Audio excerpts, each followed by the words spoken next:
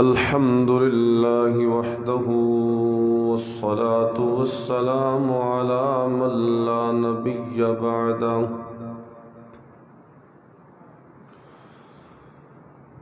أما بعد فأعوذ بالله من الشيطان الرجيم بسم الله الرحمن الرحيم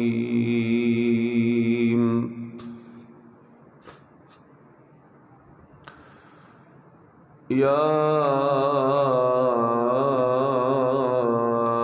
أيها الذين آمنوا كتب عليكم الصيام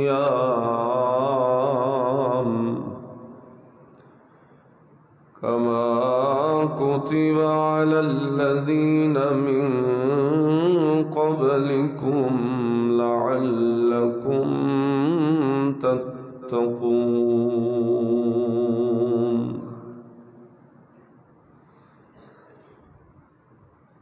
وقال النبي صلى الله عليه وسلم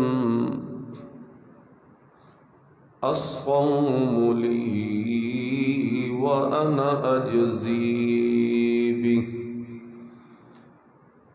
سبحان ربك رب العزة عما يصفون وسلام على المرسلين والحمد لله رب العالمين. اللهم صل على محمد وعلى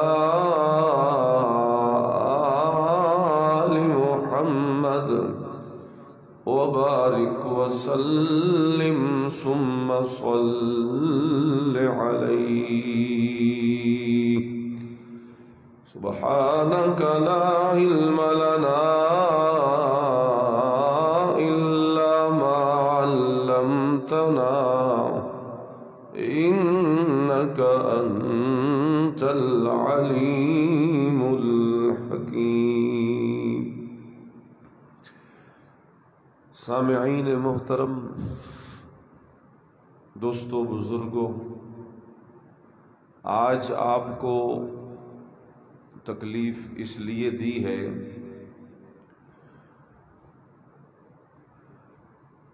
کہ جیسا کہ آپ سب جانتے ہیں کہ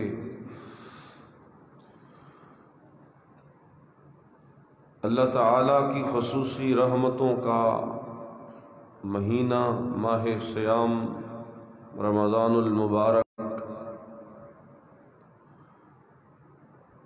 کل شام سے انشاءاللہ شروع ہو رہا ہے.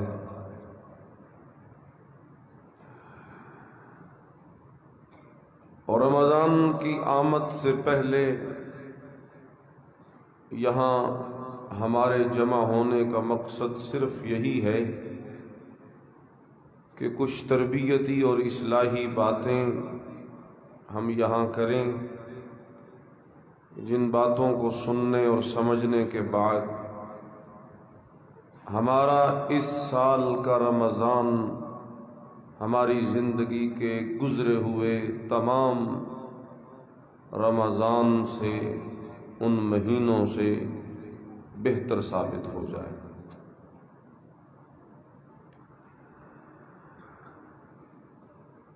میں بغیر کسی تمہید یا طوالت کے بات کو لمبا کیے بغیر مقصودی چند اصلاحی باتیں کروں گا.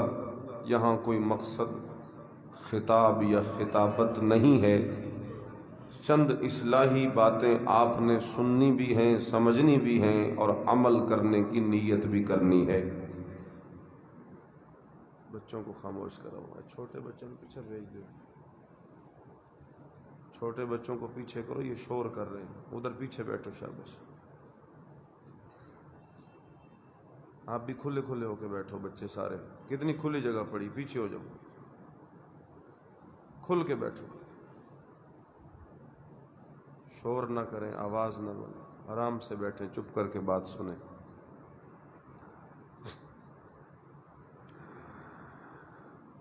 میرے بھائیوں،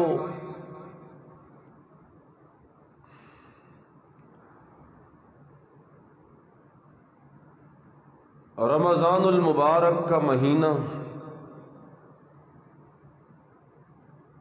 یہ اللہ تعالیٰ کی کتنی بڑی نعمت ہے۔ میں ایک حدیث پاک سے اپنی بات کا آغاز کروں گا، جس سے میں صرف آپ کو یہ سمجھانا چاہتا ہوں کہ آپ کو سمجھ آئے کہ رمضان اللہ کی کتنی بڑی نعمت ہے۔ سنن ابن ماجہ کی حدیث ہے، مسند احمد میں بھی منقول ہے، وہاں اس کی سند میں کچھ ضعف ہے، لیکن جو میں مسند سنن ابن ماجہ سے پڑھ رہا ہوں یہ بالکل صحیح حدیث ہے، محدثین نے اسے صحیح کہا ہے۔ جناب نبی کریم صلی اللہ علیہ وسلم کی خدمت میں دو لوگ آئے، دو بندے مسلمان ہو کے آئے۔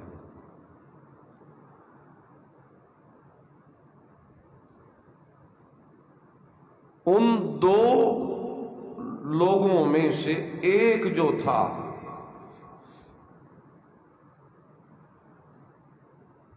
وہ عبادت گزار زیادہ تھا، محنتی تھا، عبادت میں محنت کرتا تھا، اور جو دوسرا تھا وہ اس کے مقابلے میں اتنا عبادت گزار نہیں تھا۔ خدا کا کرنا ایسا ہوا وہ جو عبادت گزار تھا وہ کسی جنگ میں لڑتے لڑتے جام شہادت نوش کر گیا، شہید ہو گیا۔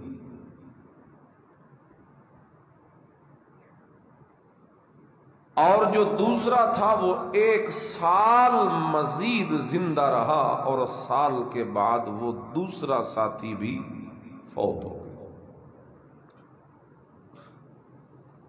حضرت طلحہ اس حدیث کے راوی ہیں، وہ فرماتے ہیں کہ میں نے خواب دیکھا، میں خواب میں دیکھتا ہوں کہ میں جنت کے دروازے پہ کھڑا ہوں۔ سبحان اللہ، کیسا خواب ہے! ہمیں کیسے کیسے خواب آتے ہیں۔ خواب دراصل ہمارے ذہنوں کے اندر گھومنے والے خیالات کا عکاس ہوتا ہے۔ جیسے ہمارے خیالات ہوتے ہیں ویسے ہی ہمیں شکلیں نظر آتی ہیں، وہ تصورات، وہ خیالات متشکل ہو کر وہ ہمارے سامنے آ جاتے ہیں۔ چونکہ حضرات صحابہ کرام جنت کے مشتاق تھے تو انہیں خوابوں میں بھی جنت ہی نظر آیا کرتی تھی۔ تو کیا دیکھتے ہیں کہ میں جنت کے دروازے پہ کھڑا ہوں، اندر سے ایک بندہ نکلا ہے، وہ دو بندے، ایک جو شہید ہوا اور ایک جو فوت ہوا، وہ اندر سے نکلنے والا بندہ جنت میں داخلے کے لیے پہلے اسے بلاتا ہے جو سال بعد فوت ہوا تھا۔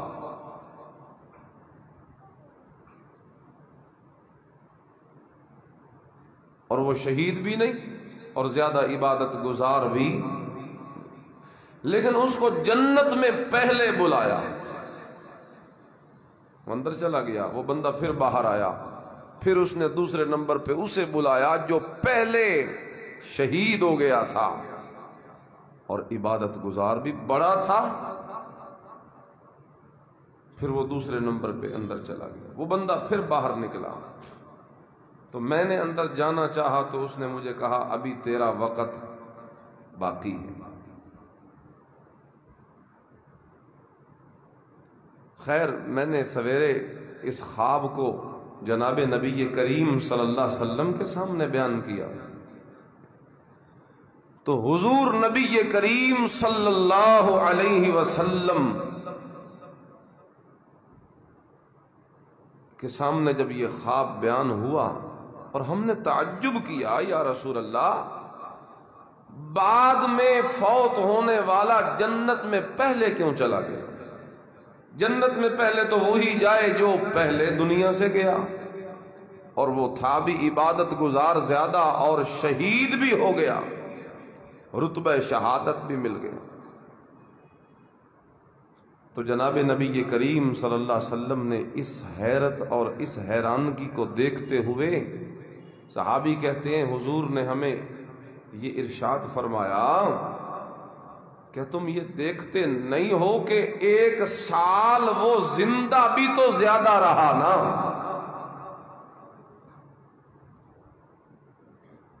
ایک سال مزید اسے وقت بھی تو مل گیا، اور اس سال کے اندر وَأَدْرَكَ رَمَضَانَ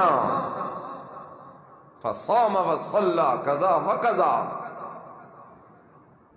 سال جب اسے زیادہ ملا تو اس بندے کو اس سال میں رمضان جیسی نعمت نصیب ہو گئی، ایک رمضان زیادہ مل گیا۔ تو جب اسے رمضان زیادہ ملا تو اس رمضان میں اس نے روزے رکھے، نمازیں پڑھی، عبادتیں کی، اللہ کو راضی کیا، تو ایک رمضان اس کی زندگی میں اسے جو زیادہ ملا ہے، بس اسی ایک رمضان کی عظمت کا یہ عالم ہے، اور برکت یہ ہے کہ اس ایک رمضان کی وجہ سے اللہ نے اسے شہادت کے رتبے پا جانے والے شہید سے بھی پہلے جنت میں داخل کر دیا۔ تو اس حدیث سے ہمیں یہ کتنا واضح کھل کے سمجھ آ رہا ہے کہ رمضان اللہ کی کتنی بڑی نعمت ہے، کہ جس بندے کو رمضان ملا، رمضان کی نعمت ملی، وہ رتبہ شہادت پا جانے والے سے بھی جنت پہلے چلا گیا۔ تو رمضان کا مل جانا، اول یہ سمجھو کہ یہ اللہ کی بہت بڑی نعمت ہے، اور ہماری یہ دعا ہے اللہم بلغنا رمضان، اے اللہ اپنی رحمت سے ہمیں رمضان تک پہنچا۔ اور سلف صالحین میں سے ہمارے ہاں تو دین کی اتنی قدر نہیں رہی، سلف صالحین میں کسی بندے کے رتبے اور درجے کو اگر معلوم کرنا ہوتا تھا نا کہ رتبہ اور درجہ کس بندے کا زیادہ ہے، تو وہ یہ دیکھا کرتے تھے کہ دیکھو ان میں سے کس بندے کی زندگی میں رمضان زیادہ آیا ہے۔ جس کی زندگی میں رمضان زیادہ آیا ہے، یعنی عمر جس کی زیادہ ہے اور زیادہ رمضان اسے مل گئے، کہتے تھے کہ ہمارے اندر رتبہ اسی کا اعلیٰ ہے جسے رمضان کے مہینے زیادہ نصیب ہو۔ تو اس نعمت کا پہلے اپنے ذہنوں میں ایک شعور پیدا کیجیے کہ ہمیں کیا نعمت ملنے جا رہی ہے۔ جب تک یہ شعور ذہنوں میں بیدار نہیں ہوگا نا، اتنے تک ہم کوئی عمل نہیں کر سکتے۔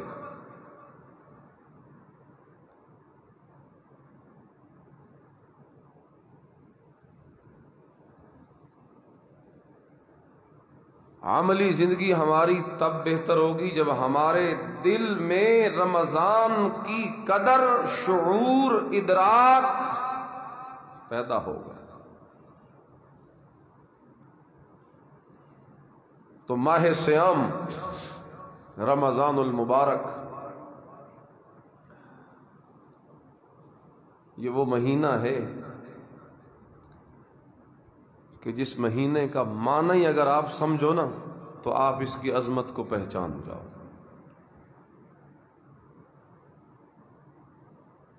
یہ رمضا را میم ضاد سے مشتق ہے۔ رمضان اس کا معنی ہے جلا دینا، اس کا معنی کیا ہے؟ جلا دینا۔ رمضان کو رمضان کہتے اس لیے ہیں کہ فَإِنَّهُ يَرْمَزُ الذُّنُوبَ، کیونکہ یہ گناہوں کو جلانے والا مہینہ۔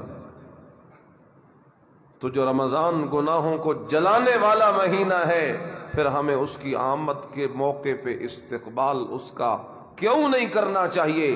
باقی 11 مہینوں میں ہمارے گناہ بنے ہیں، ہم سے گناہ ہوئے ہیں، یہ وہ مہینہ آ رہا ہے کہ جس میں ہمارے گناہ ختم ہوں گے، جلیں گے، ختم ہو جائیں گے، ہمارا نامہ اعمال پاک اور صاف ہو جائے گا۔ میاں یہ کام ہو تو آگے پیچھے بھی سکتا ہے گناہوں کی معافی والا، لیکن یہاں اس کی اہمیت اس لیے زیادہ ہے کہ رمضان المبارک میں یہ کام ذرا جلدی ہو جائے، یہ کام ذرا جلدی ہو جائے، تو اس لیے ہمیں یہ موقع بالکل ضائع نہیں کرنا۔ حقیقت یہ ہے کہ ہماری زندگیوں میں جتنے رمضان آئے ہم نے حق ادا نہیں کیا۔ اس دفعہ بلانے کا مقصد یہ ہے، آپ کو جمع کرنے کا مقصد یہ ہے کہ ہم یہ شعور بیدار کریں آپ کے اندر کہ میرے بھائیوں، غفلت کی چادریں اتارو، غفلت سے نکلو، اور یہ سوچو اپنے دماغوں میں، اس بات کو بٹھاؤ اپنے دل میں، اس بات کا مذاکرہ کرو اپنے گھر والوں کے ساتھ، بال بچوں کے ساتھ، کہ بیدار ہو جاؤ، رمضان آ رہا ہے، رمضان آ رہا ہے۔ رمضان آئے اور ہماری روٹین ہو وہی پہلے والی، تو پھر تو کام نہیں بنے گا۔ جب تک ہم حرکت نہیں کریں گے اللہ کی طرف سے برکت نہیں آئے گی، حرکت ضروری۔ اب حضور اکرم صلی اللہ علیہ وسلم کیا حرکت فرمایا کرتے تھے؟ صحابہ کرام فرماتے ہیں جب رمضان آتا تھا تو نبی کریم صلی اللہ علیہ وسلم کے اندر 3 بڑی تبدیلیاں ہمیں نظر آتی تھی۔ اب ذرا سنو اور دیکھو اپنے گریبان میں جھانک کر کے، کیا ہمارے اندر بھی یہ تبدیلیاں آتی؟ 3 تبدیلیاں صحابہ کہتے ہیں ہمیں واضح نظر آتی تھی۔ پہلی تبدیلی یہ نظر آتی تھی کہ جناب نبی کریم صلی اللہ علیہ وسلم عبادت میں کثرت تو پہلے بھی بڑی کیا کرتے تھے، لیکن رمضان کے آنے کی دیر ہوتی تھی حضور کی عبادات اور زیادہ بڑھ جایا کرتی تھی۔ پہلے یہ عالم ہوتا تھا سارا سال حتی تورمت قدماہ کہ نبی کریم صلی اللہ علیہ وسلم ساری رات اللہ کے حضور کھڑے رہتے تھے اور اتنا لمبا لمبا قیام کرتے تھے کہ آمنہ کے لال صلی اللہ علیہ وسلم کے قدم مبارک پہ ورم آ جایا کرتا تھا، سوجن آ جایا کرتی تھی، سوج جایا کرتے تھے پاؤں کھڑے ہو کر۔ یہ عام حالات تھے، اور جب رمضان آتا تھا تو اتنی زیادہ عبادت کرنے والے بندے میں بھی تبدیلی صحابہ کو نظر آتی تھی، جبکہ ہمارے ہاں رمضان آئے تو ہمارے ہاں رمضان میں عبادات کا رجحان کم ہوتا ہے، رمضان کا سیزن لگانے کا رجحان زیادہ ہوتا ہے کاروباری لوگوں میں۔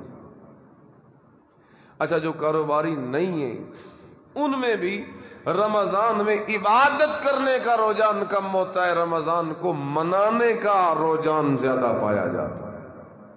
ہم رمضان مناتے ہیں، وہ جس طرح ربیع الاول منایا جاتا ہے نا کہ یہ حضور کے میلاد کا مہینہ، وہ کس طریقے سے منایا جاتا ہے وہ آپ کو پتہ ہے۔ تو رمضان کو بھی کیا کیا جاتا ہے ہمارے ہاں؟ منایا جاتا ہے۔ کس طریقے سے بھلا؟ میاں دعوتیں ہو رہی ہیں، افطار پارٹیاں ہو رہی ہیں، کھایا پیا جا رہا ہے، سحری افطاری میں خوب کسر نکالی جا رہی ہے۔ سحری افطاری میں یعنی ہمارے یہاں یہ ذہن ہوتا ہے کہ اب رمضان آ رہا ہے خوب کھائیں پیئیں گے۔ میرے بھائیوں، اس ذہن سے تو آپ کی یہ عبادت ضائع ہو جائے گی۔ اگر آپ کی نیت میں فطور آ گیا تو عبادت ضائع ہو جائے گی۔ تو اس لیے رمضان کو منانا نہیں ہے، رمضان کو نہیں منانا، رمضان میں اپنے اللہ کو منانا، اللہ کو منانا ہے۔ رمضان کو نہیں منانا. ہمارے مزاج بڑے بگڑ چکے ہیں. مجموعی طور پہ ہمارا جو ایک کردار اگر اس کا خلاصہ نکالا جائے تو ہمارے کردار کا خلاصہ نیری لفظ، وہ ایک لفظ ہی بولوں، رسم. بس ہر معاملے میں رسم. یہ ہمارا کردار جو ہے کوئی پوچھے تو ایک لفظ میں بیان کیا جا سکتا ہے. رہ گئی رسم آزاں روح بلالی نہ رہی، فلسفہ رہ گیا تلقین غزالی نہ رہی. مسجدیں مرثیہ خواں ہیں کہ نمازی نہ رہے، یعنی وہ صاحب اوصاف حجازی نہ رہے. صرف رسم ہے. رمضان میں بھی وہی رسمیں پوری کرتے رہ جاتے ہیں. افطاری کروانا کسی کو بڑا ثواب کا کام ہے، کروائیے لیکن منائیے نہیں. اللہ کی رضا مطلوب ہو. کھانے پینے کے چکر میں رمضان نہ گزارنا. تو پہلی تبدیلی حضور میں کون سی ہوتی تھی جی؟ عبادات کی کثرت. دوسری تبدیلی کون سی ہوتی تھی؟ سخاوت کی کثرت. وہ سخی تو پہلے بھی بڑے تھے حضور اکرم صلی اللہ علیہ وسلم، لیکن حدیث میں آتا ہے جب رمضان آتا تھا تو کانا رسول اللہ صلی اللہ علیہ وسلم، حضور علیہ السلام اجود، اتنے زیادہ سخی ہو جاتے تھے کہ اجود من الریح المرسلہ، اتنی تیز تو تیز آندھی اور طوفان نہیں چلتا جتنا حضور کی سخاوت تیز ہو جایا کرتی. تو یہ تبدیلی بھی ہمارے اندر آئے کہ ہم رمضان میں کیا کریں؟ سخاوت زیادہ کریں. کوئی دن ہمارا ایسا نہ گزرے جس میں ہم سخاوت نہ کریں. اپنا مال خرچ کریں. یہ مال اللہ نے دیا ہی اپنے رستے میں لٹانے لگانے کے لیے. دینے والا جب دیتا ہے پیچھے سے فرشتہ دعا دے رہا ہوتا ہے، اللہم اعطِ منفقا خلفا، اے اللہ دینے والے کو اور دے. اور جو روک کے بیٹھتا ہے فرشتہ بد دعا دیتا ہے، اللہم اعطِ ممسکا تلفا، اے اللہ روکنے والے کا مال برباد کر دے. تو ہم نے رمضان میں کیا کرنی ہے جی؟ زیادہ سخاوت، عبادت کی کثرت پہلی چیز. نمبر 2 سخاوت کی کثرت. اور تیسری تبدیلی جو صحابہ حضور میں محسوس کرتے تھے وہ ہے دعا. آپ پہلے بھی اللہ سے ہر وقت مانگتے رہتے تھے، لیکن رمضان میں اپنے رب سے مانگنے کا اہتمام اللہ کے نبی جی صلی اللہ علیہ وسلم زیادہ فرما دیا کرتے. تو ہم نے بھی رمضان میں دعائیں زیادہ مانگی.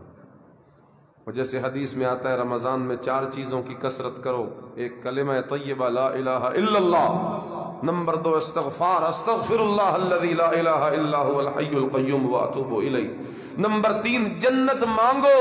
نمبر 4 جہنم سے پناہ مانگو. ان 4 چیزوں کی کثرت. تو مانگنا اللہ سے یہ حضور میں زیادہ ہو جاتا تھا. یہ میری باتیں آپ لکھتے چلے جائیں اپنے دل کی تختی پر اور انہیں یاد کریں، اور اس رمضان میں ان باتوں کا ہم نے اہتمام کرنا ہے. انشاءاللہ کریں گے. ہاتھ کھڑے تو کر چھوڑو نا. اللہ اللہ.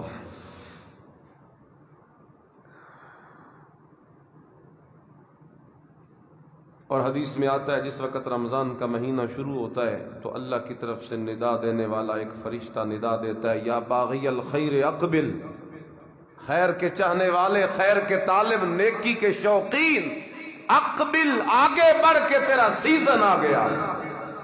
وَيَا بَاغِيَ الشَّرِّ ادبر اقصر، اور اے برائی کے چاہنے والے، گناہ کے کرنے والے، رک جا، باز آ جا، پیچھے ہٹ، کہ یہ موقع نہیں ہے اپنے رب کو ناراض کرنے کا. کہیں پھٹکار نہ پڑ جائے اللہ کی. قاری صاحب ہے نا بچے تو پیچھے لے ونجوا، بڑے ڈسٹرب کر رہے ہیں. اے چھوٹے بچے جڑے بیٹھے اوتھے پیچھے سامنے بہا دو نا. توجہ میری طرف کریں جی. تو یہ 3 تبدیلیاں ہم اپنے اندر پیدا کریں گے انشاءاللہ. کہو انشاءاللہ. اللہ اللہ.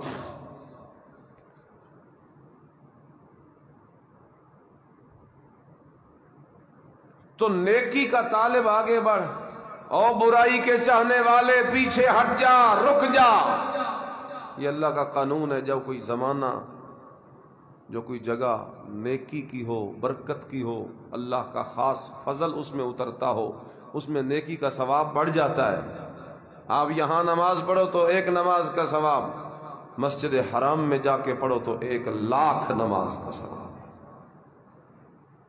تو جہاں 1,00,000 نماز کا ثواب ہے، وہاں اگر کوئی حرم میں کھڑے ہو کے بدکاری اور گناہ کرے گا تو وبال زیادہ ہوگا کہ نہیں ہوگا؟ زیادہ ہوگا. اس لیے رمضان میں 1 نیکی کا ثواب 70 گنا بڑھ جاتا ہے. تو پھر جب کوئی اس رمضان کی قدر نہیں کرے گا اور نہ قدری کرے گا تو پھر وبال بھی اس کا بڑھے گا کہ نہیں بڑھے گا؟ یہ علامہ ابن کثیر نے لکھا ہے رحمہ اللہ تعالی. تو اس لیے بدکاریاں، گناہ، ان سے ہم نے رکنا ہے. 4 باتیں مزید یاد رکھو. اگر رمضان کو قیمتی بنانا چاہتے ہو اور رمضان میں چاہتے ہو کہ ہماری مغفرت ہو جائے، 4 کام. پہلا کام جو اس مہینے کا پہلا فریضہ ہے، سب سے بڑا فریضہ ہے، روزہ. اس کی حفاظت کرو، روزے کی حفاظت کرو، کیونکہ یہ اللہ تعالیٰ کی طرف سے خاص حکم ہے مومنوں کے لیے. یا ایھا الذین آمنوا کتب علیکم الصیام کما کتب علی الذین من قبلکم لعلکم تتقون.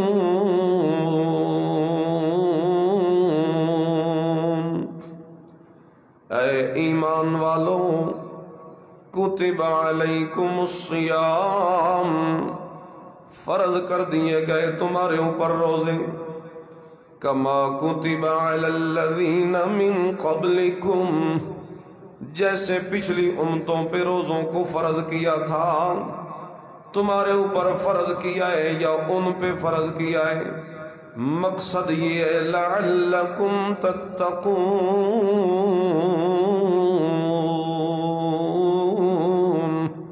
مقصد یہ ہے کہ تمہارے اندر تقوی پیدا ہو جائے. توجہ سے سنیں میری باتیں، ایک ایک بات ضروری ہے. یہ ٹارگٹ دیا جا رہا ہے روزے رکھنے والے کو. رمضان شروع ہو، آپ کا بھی وہی ٹارگٹ ہونا چاہیے جو اللہ نے دیا ہے تمہیں. یعنی یہ پہلے سے ذہنوں میں آ جائے رمضان کہ شروع ہوتے ہی ہم نے اس ٹارگٹ کو حاصل کرنے کے لیے اپنی ساری محنتیں کرنی ہیں. اس ٹارگٹ کو اچیو کرنے کے لیے، حاصل کرنے کے لیے ہم نے ساری محنتیں اپنی اسی پہ لگا دینی ہیں. وہ ٹارگٹ کون سا ہے؟ اللہ فرماتے ہیں لعلکم تتقون. وہ ٹارگٹ یہ ہے کہ میں تمہارے اندر تقوی پیدا کرنا چاہتا ہوں. ٹارگٹ کا نام بولو بھائی، کیا نام ہے؟ کیا پیدا کرنا چاہتے ہیں اللہ؟ تقوی. تقوی کسے کہتے ہیں؟ سمجھو گے تو پیدا ہوگا نا. ایک ایک بات میری آج سمجھنے کی ہے، اب توجہ کریں. تقوی کسے کہتے ہیں؟ تقوی کا معنی پرہیزگاری. تو پرہیزگاری اسی پہ غور کریں تو تقوی کا معنی یہ نکل آیا کہ تقوی کا معنی یہ ہے اللہ کی نافرمانیوں سے پرہیز کر جانا. یہ روزہ اسی کی ٹریننگ ہے اور اسی کی ریہرسل ہے جو اللہ تعالی ہمیں کروا رہا ہے. لعلکم تتقون. دیکھو تو صحیح، صبح سویرے روزہ رکھا. یہ روزہ کیا ہے؟ یہ پرہیز ہے نا ساری. روزہ کسے کہتے ہیں؟ النہی عن الاکل والشرب والبعال. روزہ نام ہی کھانے پینے اور ازدواجی تعلق سے رک جانے کا نام کیا ہے؟ روزہ. تو پرہیز کا عنصر شامل ہے روزے کے اندر، بلکہ سراپا پرہیز ہے سارے کا سارا روزہ. یہ شروع ہوتا ہے پرہیز ہے کہ شام تک کھانا نہیں، یہ شروع ہوتا ہے پرہیز ہے کہ شام تک پینا نہیں. اللہ فرماتے ہیں سال کے 11 مہینوں کے بعد یہ ایک مہینہ اگر میں پرہیز کا نہ رکھتا تو جس سپیڈ سے تم گناہوں کی دلدل کی طرف بھاگے چلے جا رہے تھے، جس رفتار سے تم جہنم کی شارع پہ چل رہے تھے، یہ رمضان کا مہینہ اگر میں نہ رکھتا تو قریب تھا کہ تم جہنم کے گڑھے کے اندر گر جاتے.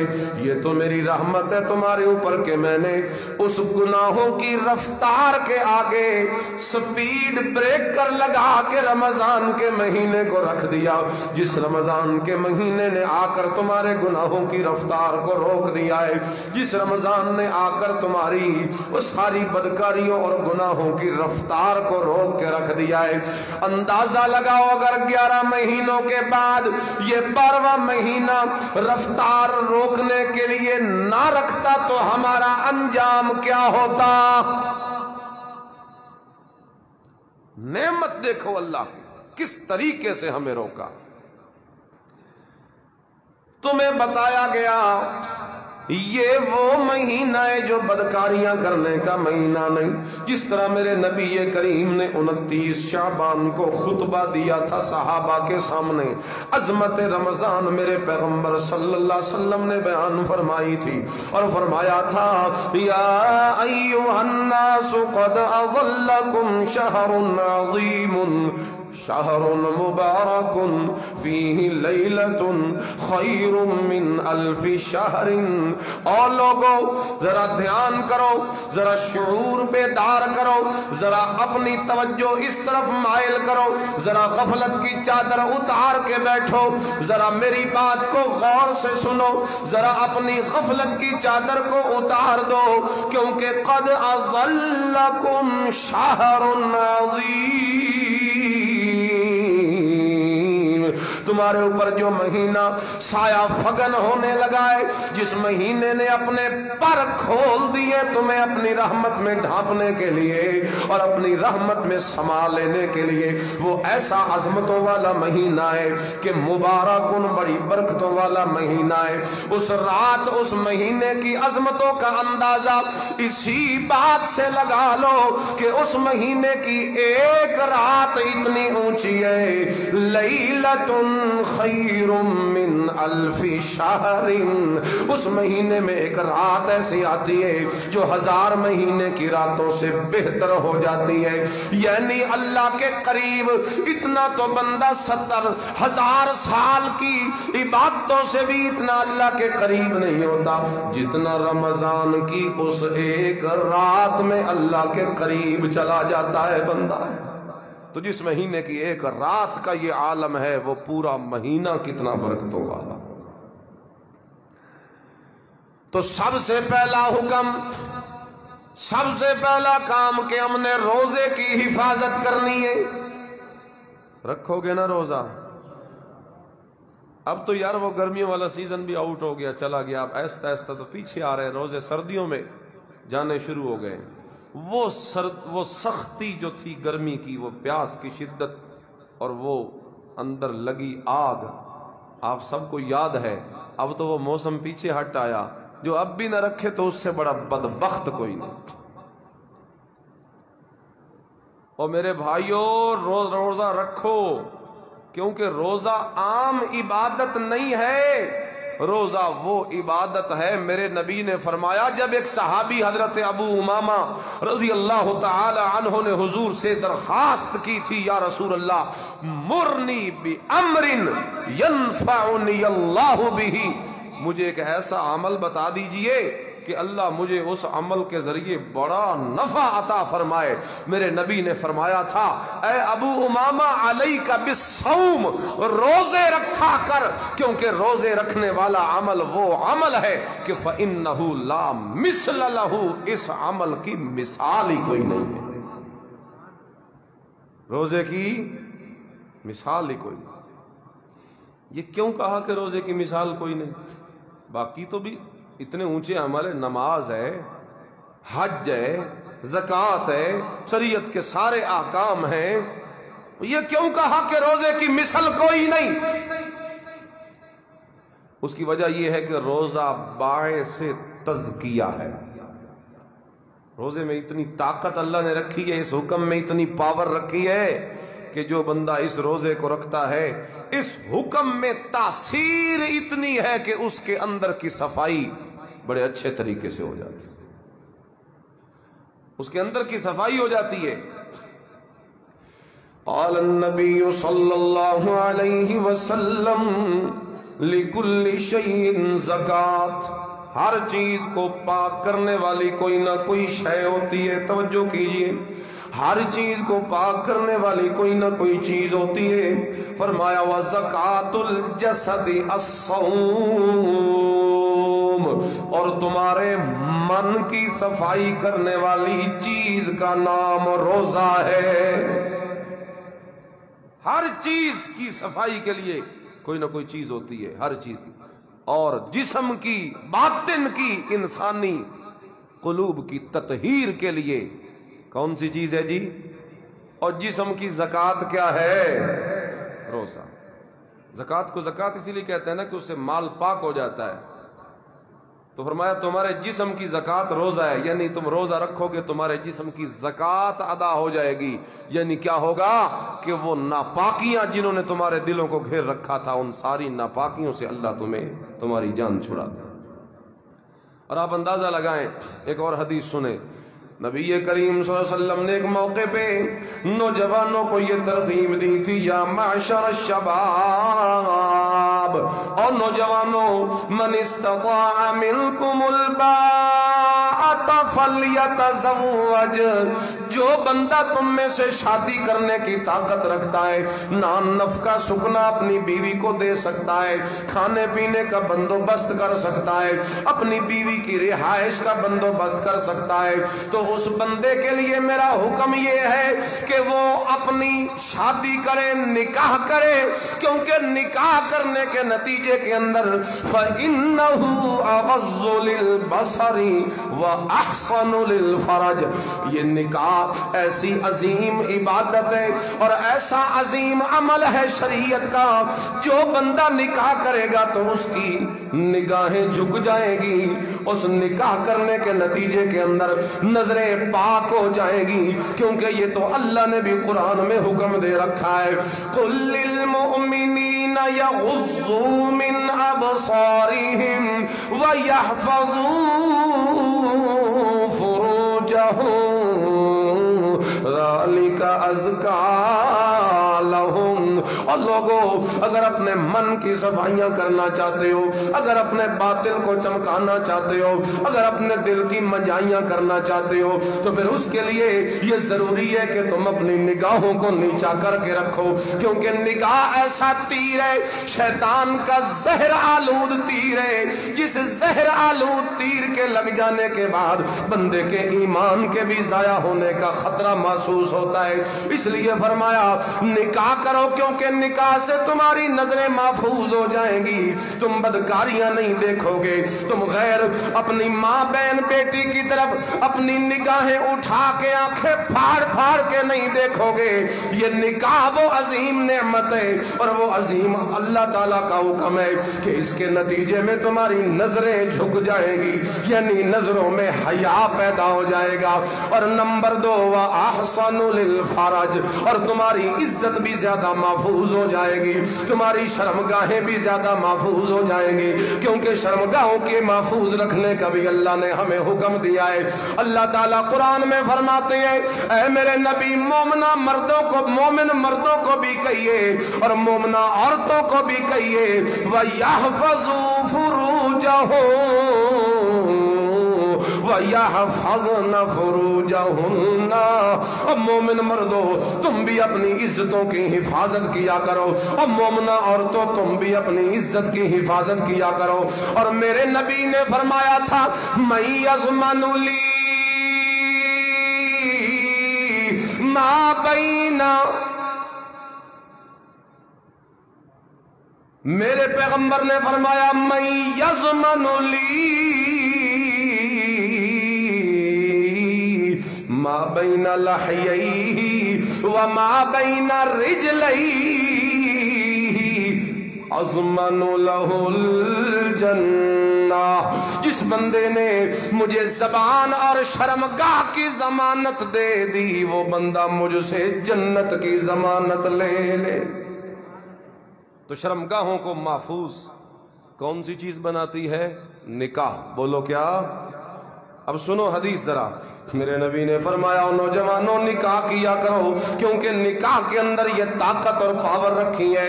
اب اللہ کے نبی جی نے اسی حدیث میں آگے کیا بتایا، میں آپ کو روزے پہ لے کے آنا چاہتا ہوں کیونکہ ہمارا موضوع ہی روزہ ہے۔ اللہ کے نبی جی نے فرمایا فَإِن لَّمْ يَسْتَطِعْ فَعَلَيْهِ بِالصَّوْمِ، جس بندے کے پاس نکاح کرنے کی طاقت کوئی نہیں ہے، یعنی نان نفقہ اور سکنا اپنی بیوی کو نہیں دے سکتا، ایسا بندہ جو ہے تو جوان ہے تو اس کے اندر طاقت موجود جو اللہ نے رکھی ہے، طاقت تو موجود ہے، لیکن نکاح کرنے کی طاقت جس بندے کے پاس نہیں، میرے نبی نے فرمایا اسے چاہیے کہ وہ روزے رکھا کرے فَإِنَّ لَهُ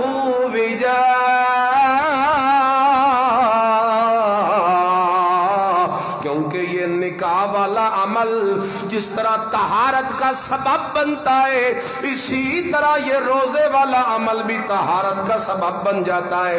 جس طرح نکاح انسان کی نگاہوں کو پاک کر دیتا ہے، اسی طرح روزہ بھی انسان کی نگاہوں کو پاک کر دیتا ہے۔ جس طرح نکاح جو ہے یہ انسان کی شرمگاہ کو محفوظ کر دیتا ہے، اسی طرح روزہ بھی انسان کی شرمگاہ کو محفوظ کر دیتا ہے، باطن کی طہارت کا سبب بنتا ہے، باطن کے تزکیے کا سبب بنتا ہے۔ اور رمضان المبارک کا مہینہ، اس کی نورانی راتیں ہیں ہی ساری برکتوں والی، سارا دن روزے کی حالت میں رہنا، یہ کتنا بڑا موقع ہے ہمارے پاس کہ رمضان جیسے مہینے کی صحبت ہمیں نصیب ہو جائے، اور رمضان کی صحبت میں جناب ہمارے باطن کی تزکیے کا اللہ تعالیٰ کتنا بڑا اہتمام کر رہا ہے، کیونکہ صحبت کا بڑا اثر ہوتا ہے۔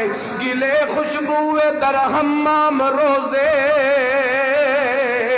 رسید از دست محبوب بدستوں، بدو گفتم کے مشکی یا عبیری کہ از بوئے دلاویزے تو مستوں، بگفتہ من گلے نا چیز بودوں وگرنہ من ہما خاکم کے ہستوں، جمال ہم نشی در من اثر کر وگرنہ من ہما خاکم کے ہستوں۔ جس وقت ایک مٹی آئی تھی ایک بندے کے ہاتھ میں اور مٹی سے خوشبوئیں آنے لگی، دوست نے پوچھا مٹی سے یہ خوشبو تیرے ہاتھ سے کیوں آ رہی ہے؟ تو اس نے جواب دیا میاں میرے اندر کوئی خوشبو نہیں ہے، در حقیقت بات یہ ہے کہ چند دن میں پھولوں کی صحبت میں رہی ہوں، پھولوں کی صحبت کا اثر میرے اوپر یہ ہوا کہ مجھے مٹی کے اندر بھی خوشبوئیں پیدا ہو گئی ہیں۔ اگر مٹی پھولوں کی صحبت سے خوشبودار ہو جاتی ہے تو پھر مومن کا ایمان بھی رمضان کی صحبت سے خوشبودار ہو جاتا۔ اگر مٹی پھولوں کی صحبت سے خوشبودار ہوتی ہے تو پھر رمضان کی صحبت سے مومن کا ایمان بھی کیا ہو جاتا ہے؟ خوشبودار۔ اور جو رمضان جیسی صحبت سے بھی اپنے ایمان کو خوشبودار نہ کر سکے پھر اس پہ کیا افسوس ہے۔ تو اس لیے میرے بھائی سب سے پہلی چیز کیا ہے؟ روزے کی حفاظت۔ اور سنیے روزہ پہلا رکھنا ہے آپ نے تو کہیں غفلت میں نہ گزر جائے۔ روزہ صرف کھانے پینے سے رکنے کا نام نہیں، روزہ جو ہے اللہ فرماتے ہیں لعلکم تتقون، یہ تمہاری باطن کی صفائیوں کے لیے میں نے عرشوں سے حکم دے رکھا ہے، اس لیے جس وقت تم نے روزہ رکھنا ہے، شروع میں تو تم رکھو گے کھانا کھایا ہوا ہوگا، تمہیں بھوک کی شدت کا بھی احساس نہیں ہوگا، تمہیں پیاس کی شدت کا بھی احساس نہیں ہوگا، لیکن جس وقت تمہیں بھوک کی شدت کا احساس ہونے لگے، پیاس کی شدت کا احساس ہونے لگے، پھر تمہیں پتہ ہوگا، تمہیں شعور آ جائے گا، پھر ایک ایک منٹ تمہارا اپنے آپ کو روک روک کے گزرے گا۔ اور یہی تو میں تمہیں بتانا چاہتا ہوں روزے والے حکم سے، کہ ایک ایک منٹ تمہارا اپنے آپ کو روک کے گزرے، میری اطاعت میں گزرے اور میری بات مان کے گزرے، کیونکہ میں نے اتنا بڑا انعام رکھا ہے اس بندے کے لیے۔ وَأَمَّا مَنْ خَافَ مَقَامَ رَبِّهِ وَنَهَى النَّفْسَ عَنِ الْهَوَىٰ فَإِنَّ الْجَنَّةَ هِيَ الْمَأْوَىٰ۔ اللہ فرماتے ہیں جو بندہ اب میں اللہ کے عذاب کے ڈر سے اپنے آپ کو گناہوں سے روک کے رکھتا ہے، ایسے بندے کا ٹھکانہ میں نے جنت الفردوس بنا دی۔ روکنے کے لیے آئے کہ تمہیں روکنے کی عادت ڈال جائے۔ یہ تو 30 دن گزر جائیں گے، ایام معدودات، ان کے گزرنے کے بعد چھٹی نہیں، یوں سمجھیے مشق کے ہو جانے کے بعد، یوں سمجھیے ٹریننگ کے کرنے کے بعد، سروس شروعی ٹریننگ کے، اور فوجیوں دسو سروس شروعی ٹریننگ کے بعد ہوتی ہے۔ یہاں ہم جب ٹریننگ مکمل ہوتی ہے تو ہم جناب عید میں اس ساری ٹریننگ کی روحانیت کا خاتمہ کر بیٹھتے۔ سروس شروع ہوگی۔ رمضان کا مہینہ کیسے میں سمجھاؤں یہ کتنی عظمتوں والا مہینہ ہے۔ رمضان کے مہینے کی عظمت اگر سمجھنا چاہتے ہو تو میں تمہیں یوسف علیہ السلام کے دروازے پہ لے چلوں۔ 12 بھائی ہیں، 11 بھائی یوسف علیہ السلام کے، کیا کام تھے ان کے، کیا کام کیا تھا انہوں نے؟ یوسف کے ساتھ باپ کی جھولی سے اٹھا کے کنویں میں ڈال دیا تھا، اور یوسف اللہ نے کنویں سے نکال کے تخت پہ بٹھا دیا تھا۔ اللہ نے کنویں سے نکال کر تخت پہ بٹھا دیا۔ تو ان 12 بھائیوں میں 11 ایک طرف، 12واں یوسف ایک طرف، سال کے بھی 12 مہینے، 11 مہینے ایک طرف، رمضان ایک طرف۔ 11 مہینوں کی مثال یوسف علیہ السلام کے بھائیوں کی ہے، اور رمضان کی مثال خود یوسف علیہ السلام کی ہے۔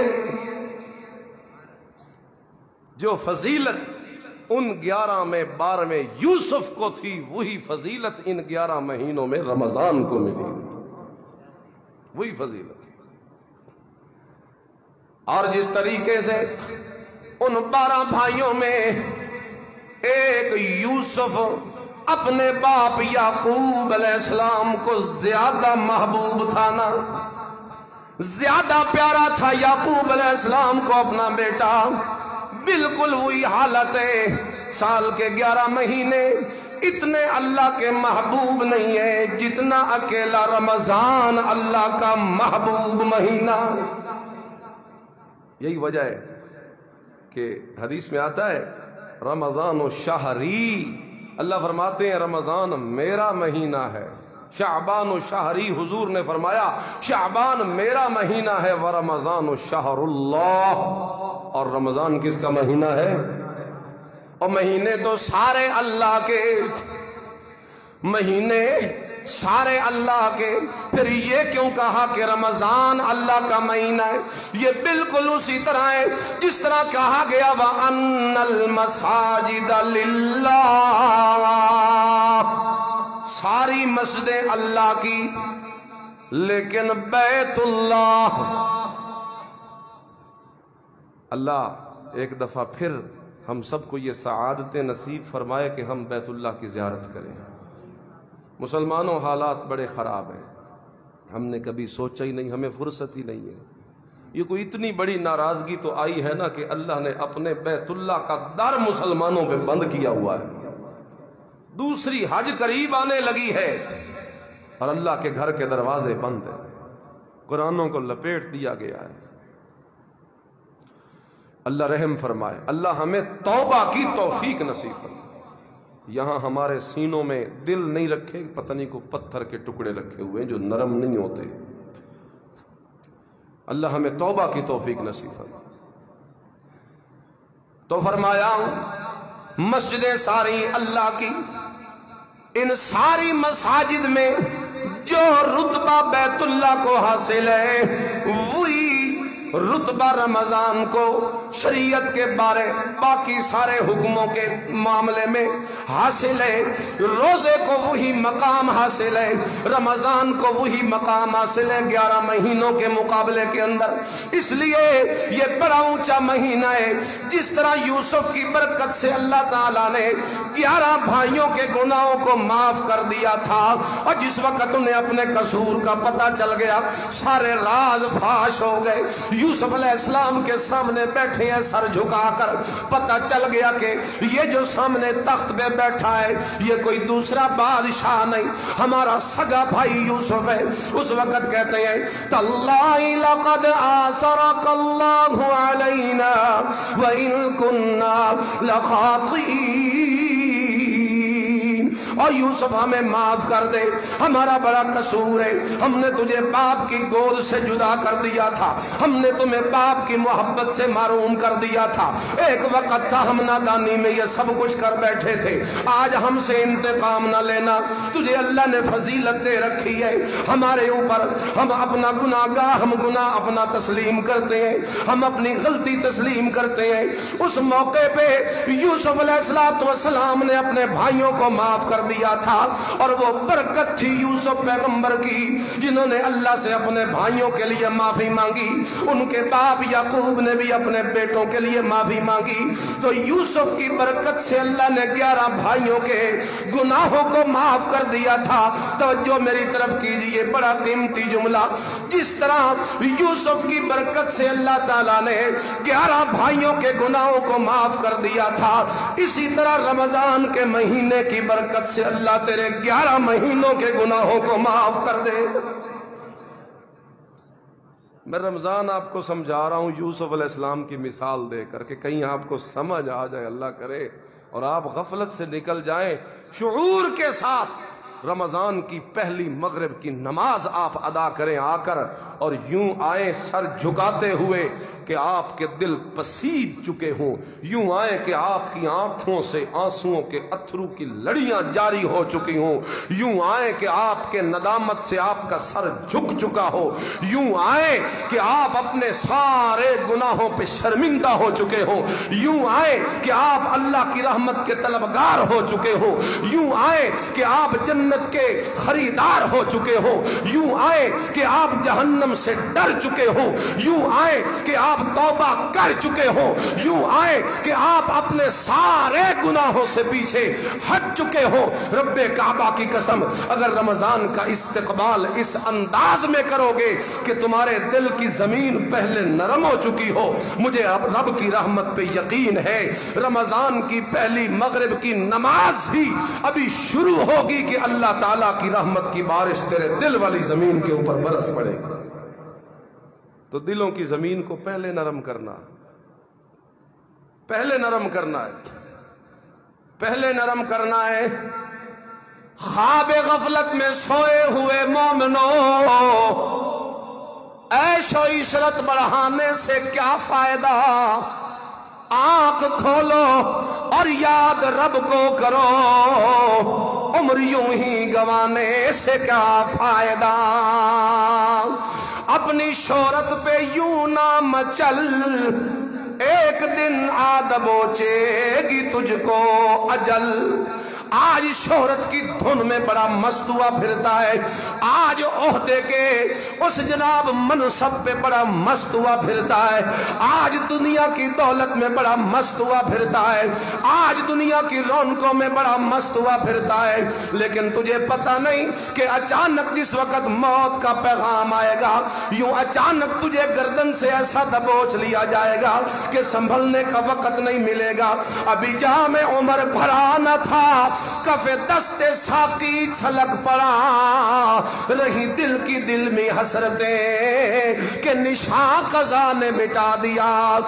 قضا تیرا نشان کہیں مٹا نہ ڈالے، اس سے پہلے پہلے آ جا اللہ کے دربار میں کہ رمضان آ رہا ہے، مانگ لے معافی اللہ سے کہ رمضان آ رہا ہے، کر لے توبہ اپنے مالک کے سامنے کہ رمضان آ رہا ہے، مانگ لے اپنے اللہ سے معافی کہ رمضان آ رہا ہے، کر لے توبہ گناہوں سے کہ رمضان آ رہا ہے، ہو جا 5 وقت کی نماز کا پابند کہ رمضان آ رہا ہے، روزے رکھنے کے لیے کمر بستہ ہو جا کہ رمضان آ رہا ہے، تہجد پڑھنے کی نیت کر لے کہ رمضان آ رہا ہے، تلاوت قرآن کا معمول بنا لو کہ رمضان آ رہا ہے، قرآن کا ترجمہ سیکھنے کے لیے تیار ہو جاؤ کہ رمضان آ رہا ہے، ماں باپ کے فرما بردار بن جاؤ کہ رمضان آ رہا ہے، سودی کاروبار کو چھوڑ دو کہ رمضان آ رہا ہے، رشوتیں لینا بند کر دو کہ رمضان آ رہا ہے،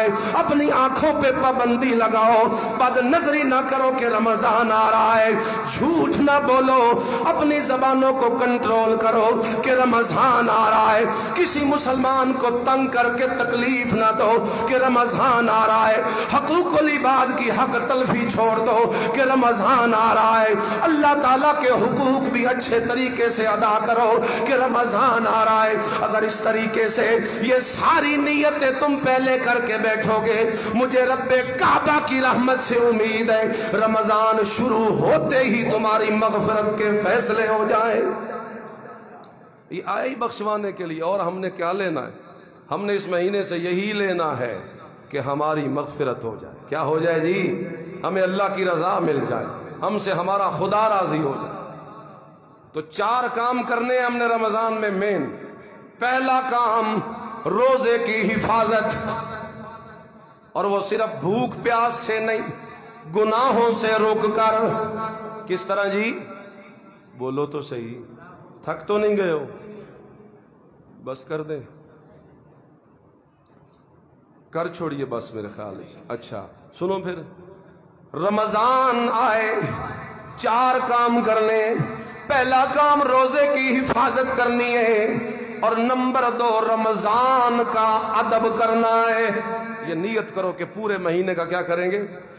کل میں پڑھ رہا تھا، مطالعہ کر رہا تھا کتاب کا، میں نے ایک عجیب واقعہ پڑھا، میں آپ کو سناتا ہوں۔ ہے تو خواب کی بات، حجت تو نہیں ہوتا خواب، لیکن چلو کسی طریقے سے آپ کو سمجھ آئے صحیح۔ میں کوئی حجت کے طور پہ تو پیش ہی نہیں کر رہا، میں تو ویسے آپ کو سنا رہا ہوں۔ ایک یہودی ہے، کھا رہا ہے، اس نے اپنے بیٹے کو روکا ٹوکا اور اس سے کھانے سے ہٹایا، پھر اس کا انتقال ہو گیا۔ جب اس کا یہودی کا، تو خواب میں اسے اس کے پڑوسی مسلمان نے دیکھا کہ وہ تو جنت میں ہے۔ اس سے پوچھا تو تو یہودی تھا اور تو یہاں کیا کر رہا ہے؟ تو جنت میں کیسے آ گیا؟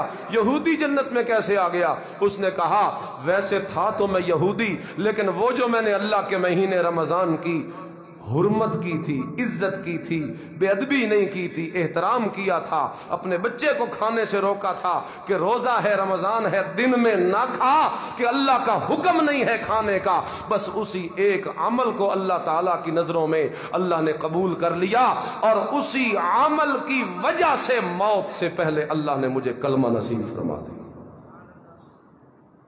یہودی کو کلمہ نصیب ہو گیا رمضان کی حرمت کی وجہ سے۔ مسلمان کس طریقے سے رمضان کی بے حرمتی کرتے ہیں؟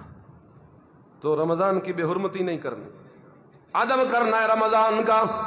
یہ جو ٹی ویوں پہ بیٹھ کے دیکھتے ہو افطار ٹرانسمیشن، سحر ٹرانسمیشن کے نام پر، یہ جتنے لچے لفنگے کنجر اداکار سارا سال اپنے جسم کو کھول کر، اپنے نیم برہنہ ہو کر، ڈانسوں میں شرکت کر کے سارا سال قوم کو ڈانس سکھاتی ہیں، یہ کنجریاں رمضان میں سر پہ دوپٹہ لے کے تمہیں اسلام سکھاتی ہیں، یہ کنجریاں۔ عقل کہاں ہے مسلمانوں کی؟ مت دیکھیے کوئی ان کی ٹرانسمیشن۔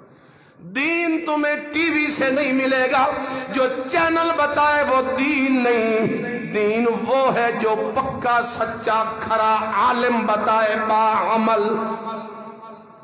باعمل یوں اگر بتانا ہی ہوتا اور عمل کرنا ضروری نہ ہوتا پہلے 40 سال اللہ میرے محمد کے کردار کو سچا کرنے پہ صرف نہ کرتے، بچپن سے ہی کہتے چل میرا پیغمبر دنیا کو تبلیغ کر، لیکن پہلے 40 سال اللہ نے میرے نبی کے باطن کو نکھار کر دنیا کے سامنے پیش کیا کہ دشمن بھی کہتے تھے کہ وہ صادق و امین جا رہا ہے۔ جب 40 سال میں اندر کی طہارتوں کا پورا انتظام ہو گیا اور اندر کی طہارت کھل کے باہر چھلکنے لگی کہ دشمن بھی گواہیاں دینے لگے، اس وقت کہا اے میرے پیغمبر اٹھئے، اب آپ کو تبلیغ کے منصب پہ کھڑا کیا ہے۔ تو پہلے اپنا عمل ضروری ہے جناب، اپنا اچھا کردار ضروری ہے، تب آگے کچھ آپ کہہ سکتے ہیں، ورنہ جن کا کردار، اور یہ سارے اداکار اور فنکار اور قوم کے نوجوانوں کی زندگیاں تباہ کرنے والے، فحاشی عریانی بے حیائی پھیلانے والے، ان کے پروگرام دیکھنا ٹی وی کے سامنے بیٹھ کر رمضان کی بے ادبی ہے۔ بولو رمضان کی کیا ہے؟ مت سنیے کوئی بات ان کی، آپ کو کوئی مسئلہ پوچھنا ہے علماء موجود ہیں، آپ ان سے پوچھ۔ جو ٹی وی پہ بتایا جاتا ہے وہ دین نہیں ہوتا، 99% نہیں ہوتا، دین وہی ہے جو ممبروں سے بیان کیا گیا۔ ہر شہد ہی اپنی جگہ، ہر فن کے اپنے اپنے ماہرین ہیں، تو تمہیں علماء نہیں ملتے کہ تم انہیں چھوڑ کے کنجریوں کے سامنے بیٹھ کے دین سیکھتے ہو؟ مت دیکھیے کوئی افطار ٹرانسمیشن اور سحر والی۔ تیسری بات، پہلی بات کہ روزے کا ہی حفاظت کرنی ہے، دوسری بات رمضان کا ادب کرنا ہے، تیسری بات اللہ کی عبادت میں کثرت کرنی ہے، اطاعت خدا بندی کا جذبہ زیادہ پیدا کرنا ہے، اور چوتھی بات کہ رمضان میں ہم نے گناہوں سے اجتناب کرنا۔ کرو گے کوشش سارے؟ یہ 4 کام کرو گے؟